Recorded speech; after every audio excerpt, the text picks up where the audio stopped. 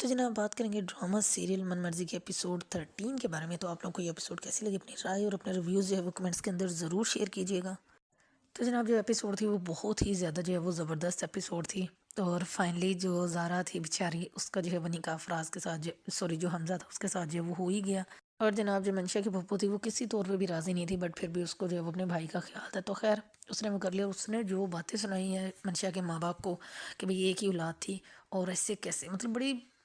Realistic باتیں تھی اور بڑی جو وہ جینون ایکٹنگ تھی وہاں پہ۔ تو جی پھپھو نے پہلے اچھی خاصی جو ہے وہ لافہ کی ہے ان لوگوں کی،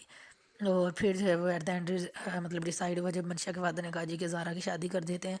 تو خیر پہلے پھپھو راضی نہیں تھی، پھر خیر حمزہ بھی راضی ہو گیا اور چلو بھی وہ نکاح ہو گیا۔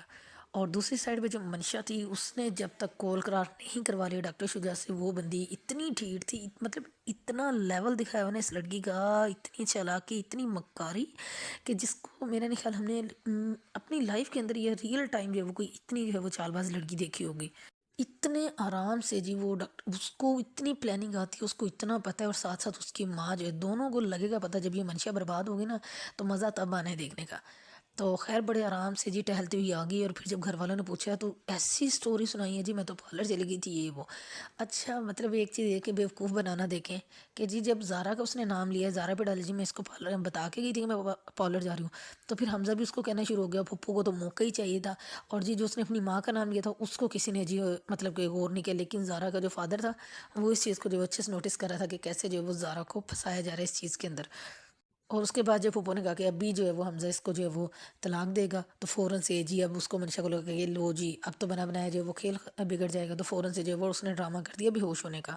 اور ایٹ لیسٹ مطلب زارا کی یہ بات بڑی زبردست لگی کہ اس نے چلی اتنی تو ہمت کی کہ اس نے جو ہے منشا کو اس کے منہ پہ کہا کہ میری بد دعا جو ہے وہ تمہارا پیچھا کرے گی، اور تم جو ہے وہ اس کی آگ میں جو وہ جلتی رہو گی، جو الزام تم نے میرے اوپر ڈالا ہے۔ اور